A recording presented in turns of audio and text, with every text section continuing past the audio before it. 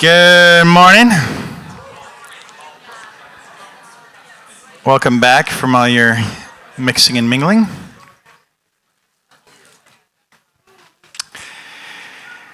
Good. Well, as many of you know, or some of you know at least, most summers, my family and I we like to head out on a road trip. And so we like to do these road trips. Usually we drive, we're driving somewhere in the western part of North America. And one of our favorite places to visit is the Oregon coast. And I'm a little bit of a planner. And so as we're leading up to go, I'm always researching different places to visit and trying to figure out like what are the stops we should make and where we should go. And over the past few years, one of the things that has helped me to find places to visit is Instagram. The all-knowing algorithms of social media have figured out what I like. And so they show me all the best places to visit with all the beautiful views and beautiful places to explore, and they give me all kinds of ideas. And so I see these clips that they show me, and I think, well, that looks amazing. I should definitely visit that place. And so I go to Google Maps, and I click on the place and add it to my places I want to go. So then I have a big list. But it's helpful for me for planning these trips. But the other thing that's going on is that I'm also subtly going through the process of comparison. Because the view that I have from my Vancouver special house here in Vancouver is less than the view in the place that's shown to me on social media. And so part of me thinks, poor me. Here I am in South Vancouver, staring across at other Vancouver specials from various eras. Sometimes I get to look over Richmond a little bit, which is a very nice place, I suppose, but none of these views are Cannon Beach or Haystack Rock at Cannon Beach. And so I do this comparison that leads to a type of coveting for a place that is better than the place that I'm in. And so part of my contentment gets stolen away from me. And this is what social media does, right? Like it does this for us all the time.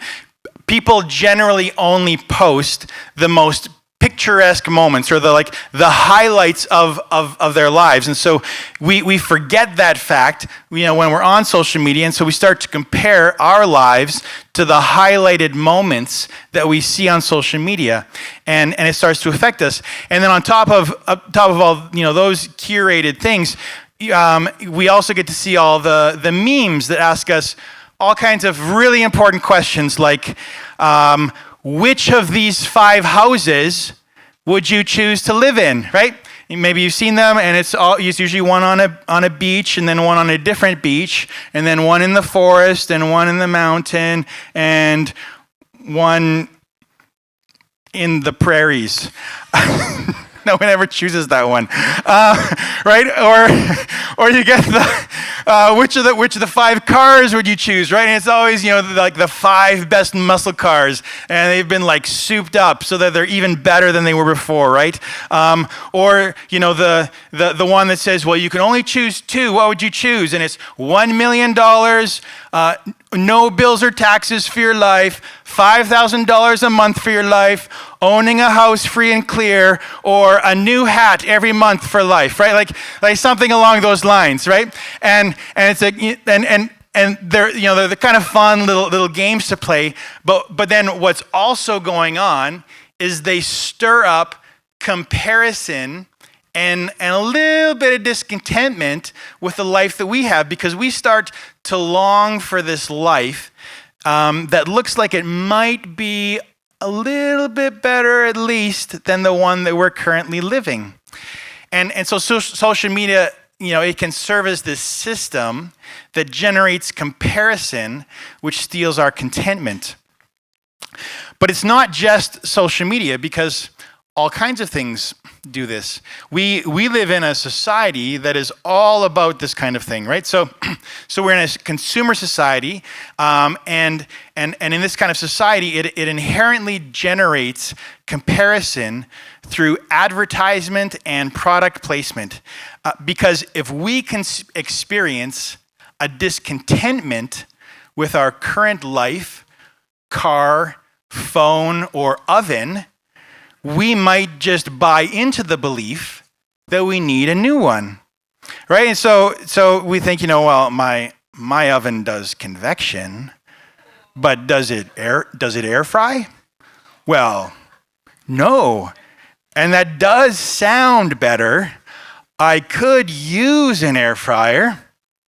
And I'm not trying to say we shouldn't buy air fryers. I have one because I went through that thought process. But I do want us to see how comparison works and how it so easily leads our hearts to discontentment, so that we see something that in comparison looks better than what we currently have, and so now we're not content with the thing or the place where we're at. 5 minutes ago, our thing was fine, but now we see our thing compared to the next thing, and we start wanting that thing that looks a little bit better. And we start to doubt whether we have the best thing. And we start to covet what we think might be better. And this is something, it starts, I think, really early, even when we're young.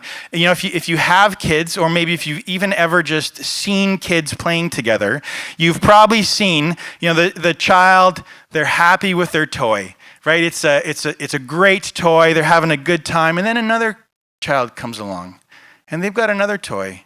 And the toy doesn't even necessarily have to be a better toy. The other child just needs to look like maybe they're having a bit more fun with their toy than the first child is having with theirs. And so then child number one is like, well, that looks pretty good. I think I want that toy. And so then they forget about their toy, and then they go and they try and take the toy from the second child. And, so you've probably seen that, or probably most of us have been that kid, probably on both sides of that story. But comparison steals our contentment, and we start to doubt what we have and yearn after the thing that looks better. Last example. I have a 2011 Honda Pilot. It's a really good car, right? It's a few years old, but it's a really good car. I love it. It's a car that I would say that God gave me this car when I didn't realize how much I would like it and how helpful it would be for me in my life and for my family. I never imagined myself in a Honda Pilot, but it has been such a gift and such a good car for our family over the past few years. But when I see a new Honda Pilot, I think, wow, that does look good, doesn't it? And it looks much nicer than the one that I'm driving. I'll bet it gets better gas mileage than mine. I'll bet the Bluetooth calling feature works better than the one in my car. And those rims, they're not even scuffed at all. That's pretty good, right? And we think of all these reasons that it's better. And I start to see all the ways it's better, and I catch myself starting to feel discontent with the very good car that God blessed me with. Comparison steals our contentment. And so when we look at Deuteronomy chapter 7, this is at the heart of what God is addressing with them, that comparison will steal their contentment. And so in Deuteronomy chapter 7, we read, "When the Lord your God brings you into the land you are entering to possess, and drives out before you many nations, 7 nations, larger and stronger than you, and when the Lord your God has delivered them over to you and you have defeated them, then you must destroy them totally. Make no treaty with them and show them no mercy. Do not intermarry with them. Do not give your daughters to their sons or their daughters for your sons, for they will turn your children away from following me to serve other gods. And the Lord's anger will burn against you, and will quickly destroy you. You may say to yourselves, these nations are stronger than we are. How can we drive them out? Do not be terrified by them, for the Lord your God who is among you is a great and awesome God. The images of their gods you are to burn in fire. Do not covet the silver and gold on them, and do not take it for yourselves, for you will be ensnared by it, for it is detestable to the Lord your God. As we've been looking at in our series on Deuteronomy, ancient Israel they're still on the east side of the Jordan River, being prepared to cross the river to go to the other side, which is the land that God has promised to them. And the Lord is warning them about the danger of comparison and how it will steal their contentment. Because Israel will cross the Jordan, and they will encounter all these strong groups of people who are doing really well.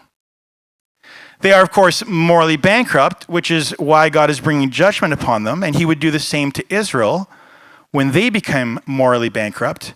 But in this moment, God is actually trying to keep Israel from heading down that road to destruction, because comparison will lead them there.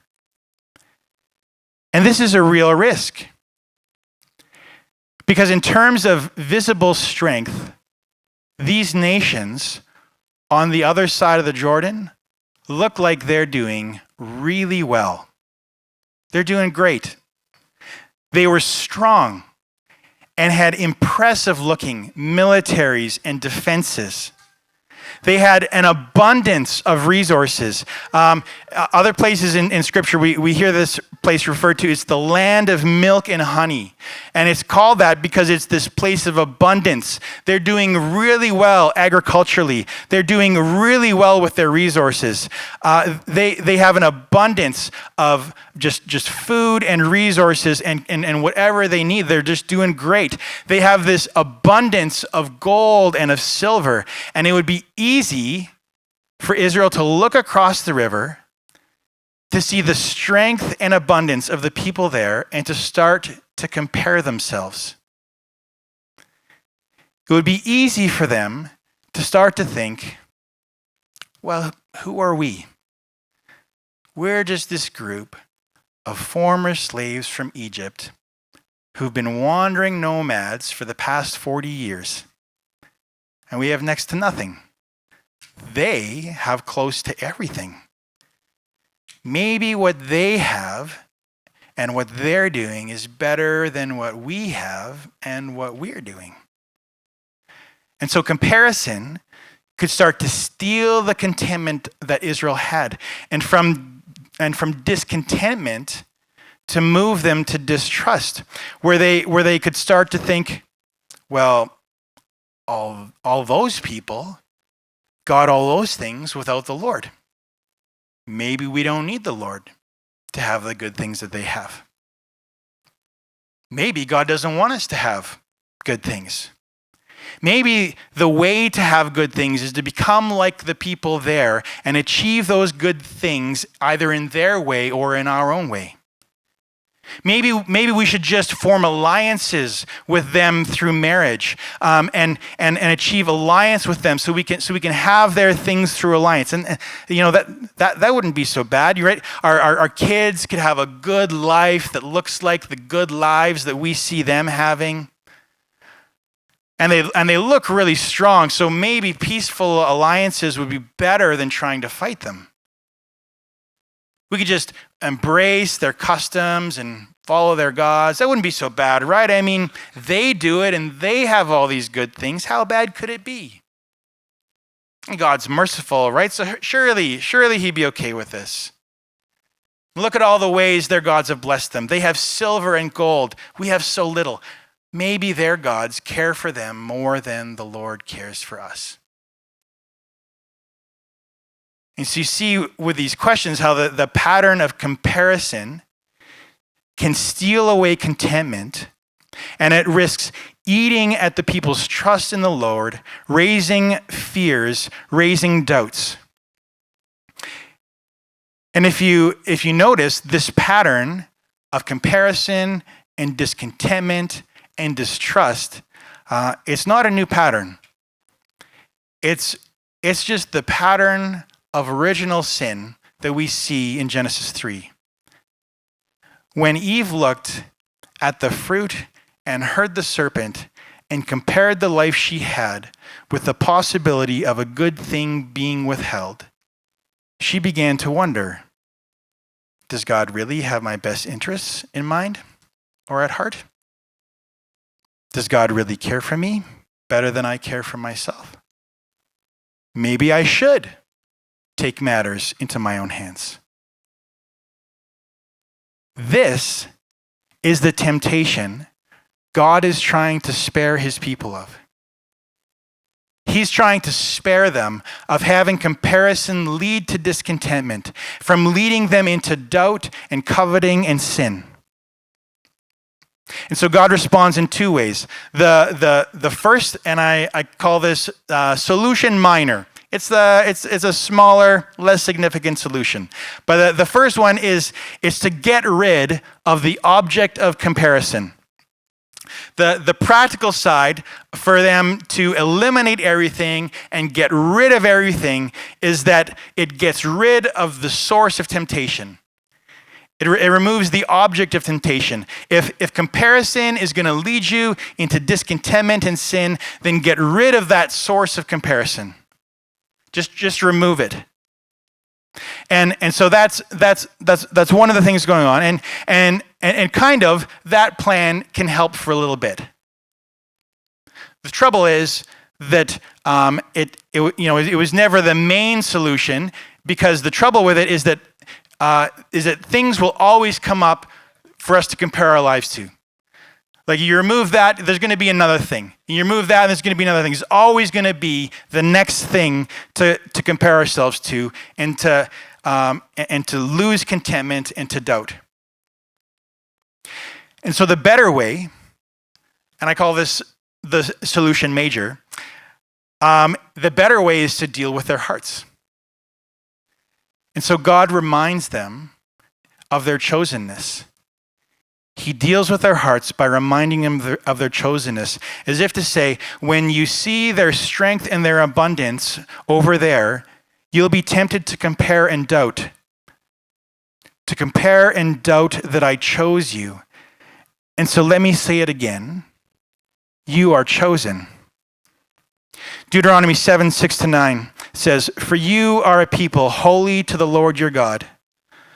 The Lord your God has chosen you out of all the peoples on the face of the earth to be his people, his treasured possession. The Lord did not set his affection on you and choose you because you were more numerous than the other peoples, for you were the fewest of all the peoples. But it was because the Lord loved you and kept the oath he swore to your ancestors that he brought you out with a mighty hand and redeemed you from the land of slavery, from the power of Pharaoh, king of Egypt. Know therefore that the Lord your God is God. He is the faithful God, keeping his covenant of love to 1,000 generations of those who love him and keep his commandments."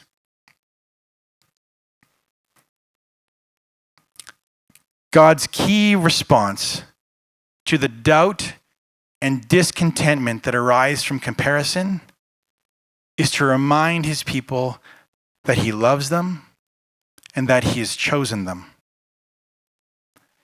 And it's one of the most powerful and I think also difficult truths to accept. It's powerful because God reminds his people that they're chosen. And who doesn't want to be chosen? No one wants to be picked last. We want to be picked first. We want to know that we're significant and valuable and special. We want to be chosen. I think something deep inside us, we long to be chosen. And God says to his people, I choose you. of all the people on the face of the earth, God chose you to be his treasured possession. And if the passage would have just stopped there, that would have been pretty awesome. But he continues, and he continues to describe his faithfulness to them through generations, to describe the amazing works that he did to save them and to set them free. And that's all really great. But there's this tension that starts to arise in what he says next as well. Because after the power of verse 6 of being chosen and a treasured possession, it also says, God didn't set his affection on you because you were more numerous than the other peoples.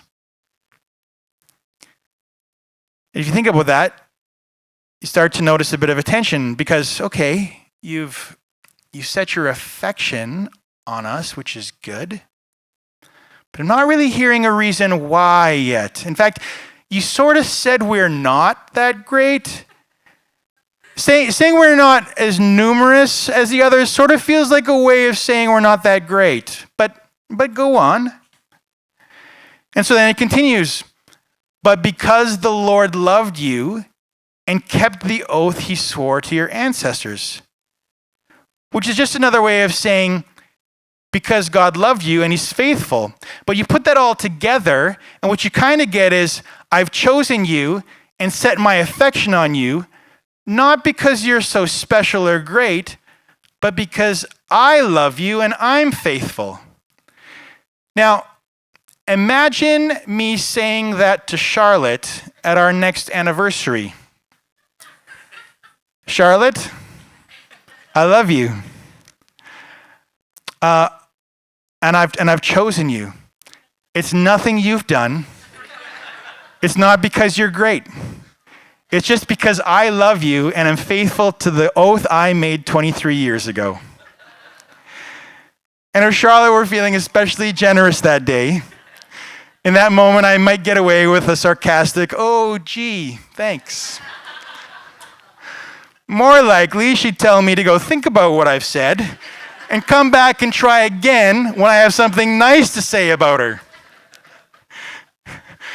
And I don't think she's unique in that. I think that's all of us. I think that's how we'd all respond. Because when someone says they love us and have chosen us, we expect to hear the reasons why based on how lovely and special we are. I love you because you're the most amazing person I've ever met. Because you're so funny and fun to be with. Because of all the people in the world, you're the most kind, loving, and generous I've ever met. And I can't bear to be parted from you. Because you complete me. Because you had me at hello. I digress, but hopefully you start to see my point. When we're told that we're loved and chosen, we expect that to be based upon something special and unique about us and that the other person really appreciates about us. But that's not what God says to his people. His love and affection for his people is not based on their significance. Rather, it is based on his significance. God does not love his people because they are special. His people are special because he loves them.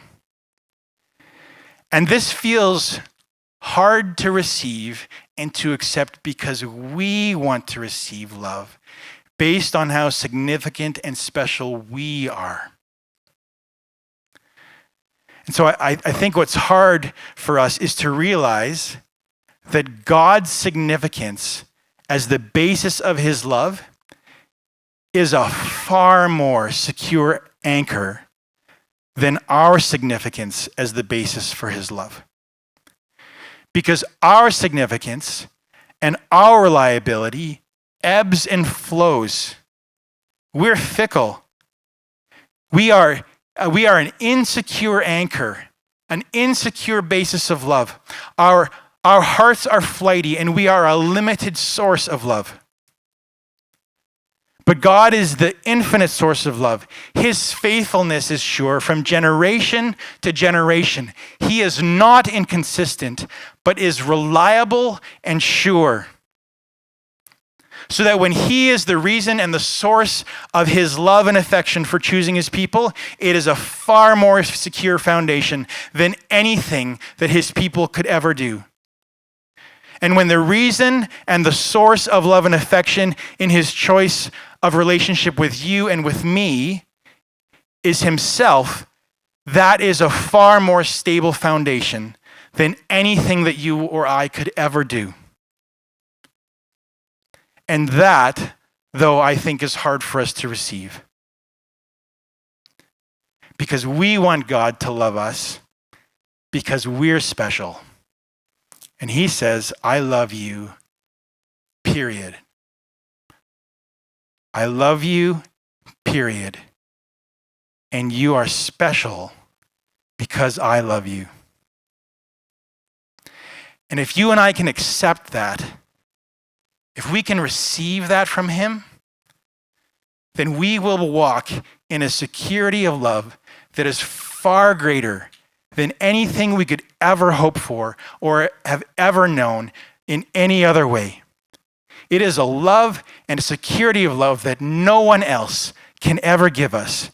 It is a contentment that cannot be shaken by comparison because there is nothing that can compare.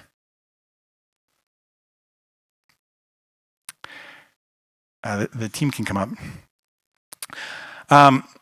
So I'm a middle child. I have an older brother and a younger sister. Some of you are now thinking, oh, well, that explains a lot about Tim. You're not wrong. My parents are great. They loved us all really well. I have so many fond memories from my childhood. But somehow, despite my parents' best efforts, I grew up noticing that my older brother was special because he was the oldest boy, and he was also really good at a lot of stuff. Basically, anything we did, he was always better than me at it. And my younger sister, well, she was the youngest, and she was the only girl in the family, and so that made her special. But I was just the one in the middle. I wasn't the oldest or the youngest. I wasn't the first boy or the only girl. There was nothing inherently that seemed unique or special about us. And so even as a kid, I started to compare and to realize and come to this conclusion that there was nothing unique or special about me. And I practiced comparison and discovered a discontentment with where I was and with what I'd been given. And the comparison and the discontentment seeded doubt in me so that I doubted my chosenness. I doubted that I was loved. And as a result, I ended up either coveting and chasing after a better life that I saw others have that I didn't, or chasing after significance based on myself so that God and others would choose me and love me based on something special about me. So that this discontentment and this significance based not on him but on me led to all manner of broken choices and sin and trying to compensate for my lack, through which I brought hurt to myself and to others. I let comparison steal contentment and blind me to my chosenness. And I didn't even just let it. I actively participated with it to the detriment of myself and of others in a way that has affected me my whole life. I was searching for a security based on my significance, and God has been offering me a security based on his significance, and it's been the hardest thing for me to receive.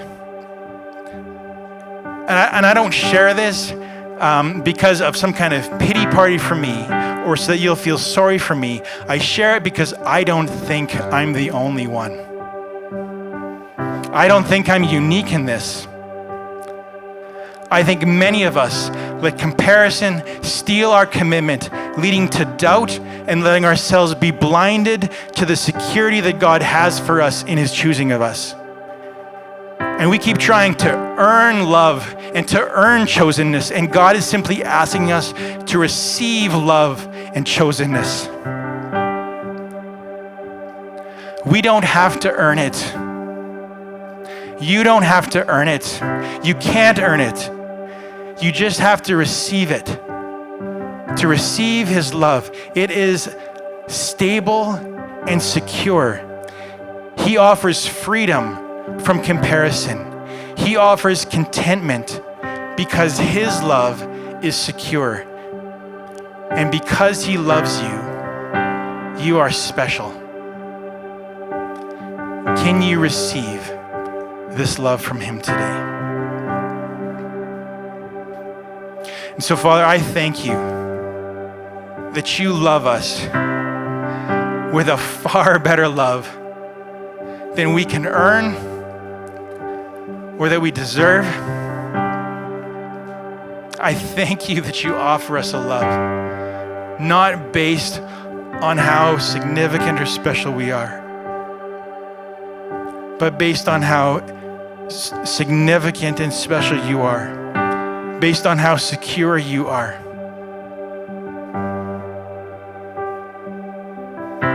Lord, let us receive this love from you. Give us open hearts and open hands and open minds to understand that love based on you is so much better than love based on us.